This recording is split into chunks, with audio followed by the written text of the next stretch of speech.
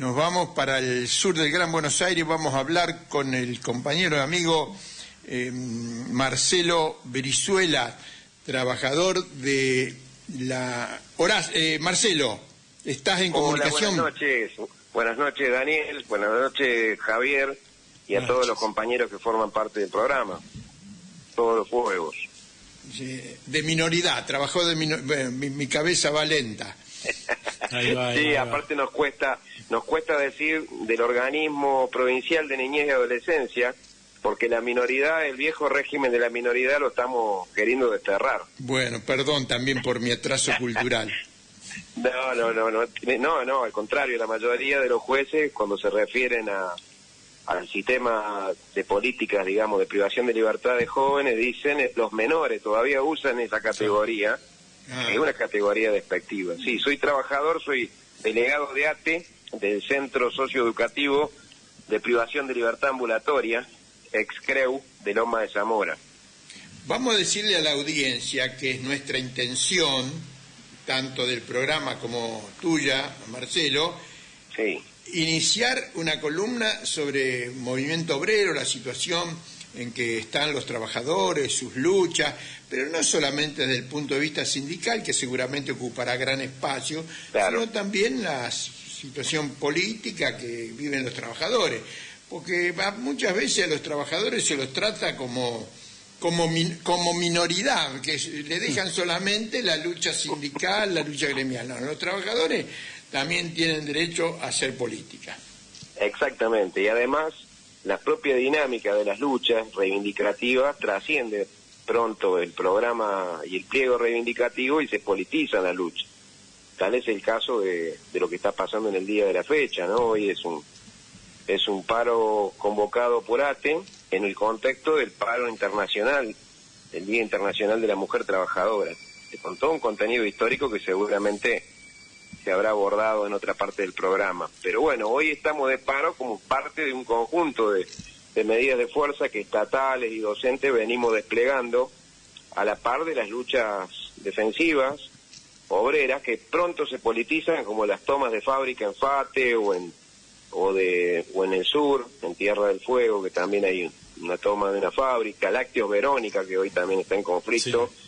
Y es imposible que ese conflicto contra los despidos, contra el industricidio y el ataque que estas políticas de maximización financiera, digamos, no tomen un carácter político. Las luchas son económicas, a veces son defensivas contra los despidos o contra el abaratamiento, como el Lácteos Verónica, que hoy le proponen a una parte de trabajadores, de 700 trabajadores, le proponen rebajarle el sueldo a la mitad y que trabajen 4 horas. Y llegaron 60 telegramas de despido a las plantas distribuidoras de Boulogne y Mar del Plata. Ese es un conflicto que está en el corazón, digamos, de la política de Milei, porque justamente tiene que ver con el impacto de la baja de consumo, la reducción del consumo, que siempre lo explica magistralmente Robelli acá en el programa y ustedes, pero que la caída del consumo no es un daño colateral, es una política premeditada, digamos. Su herramienta de control de la inflación es atacar, digamos, las posibilidades de consumo, y por eso el plan, más allá del plan estratégico que siempre ha sido de las clases empresarias, las clases dominantes, el imperialismo de tener sueldos miserables, digamos, sueldos que asemejen el trabajo humano a la esclavitud. Más allá de ese plan estratégico, hoy tácticamente la estanflación no es el estancamiento con inflación no es un proceso no buscado, sino deliberado.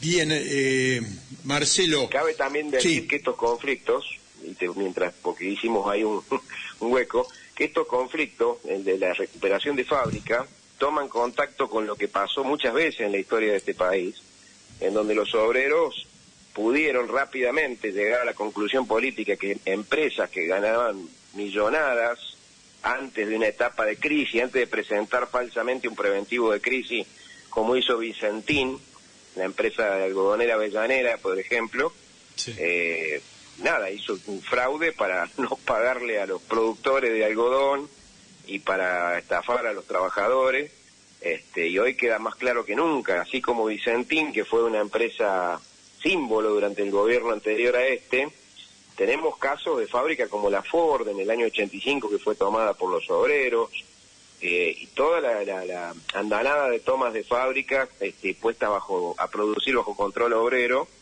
como pasó en los principios de este siglo, fin del siglo pasado, en los años 90, fin de los 90, las fábricas de cerámica Sanón, las fábricas como Bruckmann, acá en Buenos Aires, Grisinópolis, bueno, fábricas de caños, digamos, en La Matanza, frigorífico como Yaguané, en la zona de Virrey del Pino, también de La Matanza, bueno, más de 300 fábricas recuperadas nos prestan, digamos, esa experiencia para lo que hoy se debate entre los compañeros de FATE y de otras fábricas, de decir, bueno, de alguna forma nos tenemos que cobrar. Los de Lácteos Verónica tienen 3 sueldos adentro. Lo mismo pasó con los choferes de la empresa Atahualpa. La patronal en este contexto aprovecha para despedir y pensando en recontratar, como está haciendo Vicentín esta semana, que pone a trabajar a 336 trabajadores luego de que aparece un nuevo dueño del grupo Grassi.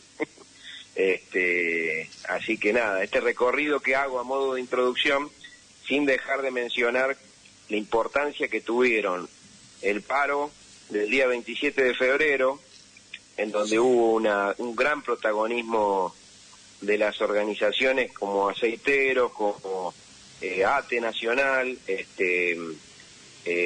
WOM, el FRESU, que se llama, un intento de aglutinar algunas ramas del sindicato de la CGT que no estuvieron de acuerdo de entrada con la política traidora de la CGT. ¿Vos ves, Marcelo, porque me preguntabas cuando me llamaste, sí, cuando hablamos ayer o anteayer, de las coordinadoras de los 70... Eso, ahí va, sí.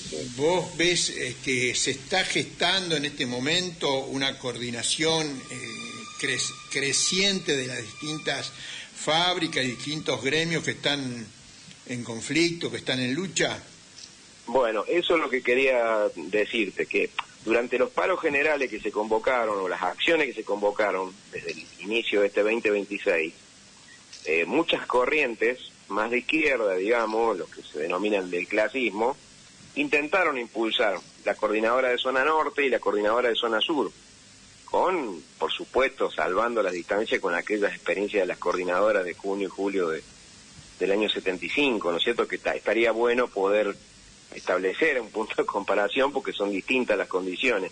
Pero en base a esto de hurgar en nuestra propia historia, las fuerzas, vamos a decir así, ligadas al clasismo y a las fuerzas del FIT, junto con muchas otras corrientes de izquierda que no están en el FIT, impulsaron, sí, bajo la consigna de apretar que la CGT llame un paro general, y bueno, la CGT no llamó al paro general el 27, que se aprobó la reforma laboral, y que Milei y su gobierno y los gobernadores tuvieron un triunfo pírreo, pero triunfo al fin. Triunfo, sí.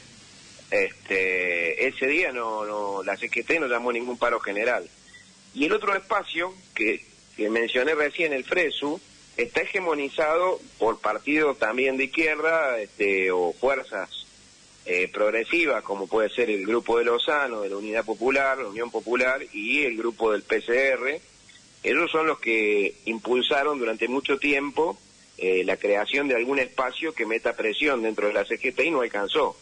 Pero claramente cuando marchábamos a Congreso había dos palcos distintos, o dos actos distintos. Uno el que convocaban las coordinadoras de zona norte y zona sur, con fuerte presencia del PTS, el MST, el PO, Izquierda Socialista, y otro, las veces que estuvimos en el Congreso, el mini acto que hicieron Cachorro Godoy, los trabajadores del astillero vinculados a la CCC, para retirarse tempranito, prolijito, no dando hacer cosas de educar a su militancia en confrontar con la policía, y porque además caracterizan que ese espacio, digamos, del FRESU, del Frente de Sindicatos Unidos, caracterizan que, bueno, que sin la convocatoria formal de la CGT, de la cúpula de la CGT, es muy difícil garantizar un paro general. Y las otras fuerzas que mencioné antes de las coordinadoras tienen otra caracterización, pero tampoco han podido demostrar que haya condiciones para parar esta reforma laboral, por lo menos hasta ahora. Este lunes 2 de marzo, la CGT hizo una marcha fúnebre, una marcha muy triste, para judicializar la aplicación de la ley, digamos que ya está promulgada, la ley de reforma laboral, intentando emular lo que se hizo a los comienzos del gobierno de Milei contra la ley ómnibus. No sé si se acuerdan, sí, que marchamos. Mucho tuvimos en eso. Sí, sí. Exacto, bajo un calor intenso, marchamos, se le paró a Milei, que todas las luchas que se han hecho contra este gobierno de Milei en estos 2 años, no han alcanzado todavía para conmover, pero crece, así como crece el hambre, porque crece el hambre, hay una realidad. Nosotros de acá de este programa, todos trabajamos para presentar una alternativa, Marcelo, un programa, digamos. Te vamos a pedir que hagas un cierre, que ya invadimos la última media hora del programa. Bien. Bueno, la intención que tenemos con esta columna de Movimiento Obrero es poder analizar las luchas. En el cierre, quiero decir que además del paro de CETERA, el paro nacional docente, que conmovió el inicio de clase en un montón de provincias, y en otras donde había empezado la semana anterior hubo manifestaciones masivas, como en Córdoba, Chubut y Neuquén. Además de ese paro, se viene un paro nacional de los docentes universitarios por tiempo indeterminado, que va a ser desde el 16 de marzo. Sí. El 20 va a haber asambleas masivas y va a haber clases públicas, corte de calle, exigiéndole al gobierno, una vez que la justicia también, este aparato judicial, no la justicia, falló a favor de la aplicación de la ley de financiamiento de las universidades, el gobierno pague el 51% que debe a las universidades. Por lo tanto, esa va a ser una línea de continuidad. Y también en ATE tenemos la obligación de condicionar a los que están enamorados del proyecto Kicillof presidente, de que escuchen a las bases, porque las bases no están de acuerdo con el último acuerdo paritario que se firmó a espaldas de los trabajadores sin asamblea, tanto para docentes como para estatales de la ley 430, como para judiciales. En la base crece el malestar, crece la bronca y el odio contra este gobierno. No es cierto que este gobierno es invencible.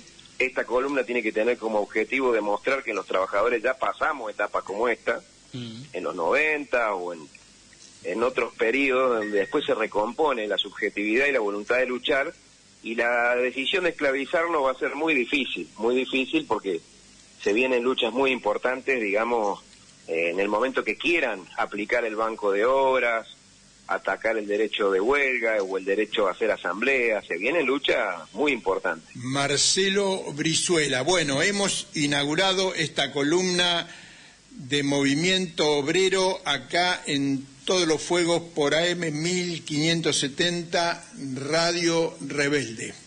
Bueno, espero estar a la altura. Un abrazo, compañeros. Abrazo a toda la audiencia.